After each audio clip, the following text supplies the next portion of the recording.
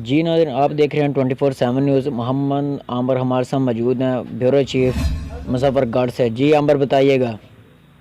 जी बिल्कुल। कोटा टू देहरादून में भूसा चोरी के तनाजे पर दो ग्रुपों में तबादला, कुल्हाड़ियों और बंदूक के वार से दो मजीद और 4 खवातीन शदीद जख्मी। जख्मी अपराध रूल हेल्थ सेंटर देहरादून मुंतकिल कर दिया गया। पुलिस ने रिपोर्ट दर्ज करके मजीद कार्रवाई का आगाज कर दिया। कैमरा टीम के साथ मोहम्मद आमिर 24/7। बहुत शुक्रिया आम्बर सलाद। जी मोहम्मद हाजी दुनिया दा बड़ा उनके पुत्र चोर ते डकैत हैं। उनके 4 पुत्र, नवाज बुआ उनके 2 पुत्र, अशरफ उनके 4 पुत्र, पलक शेर दारे दा फौजी है, आर्मी है छोंदे नवाज बुआ दा जमात रहा है। वन के सन जुल्म की अंदर वन के ताको मारा कुटिया ने सन जुल्म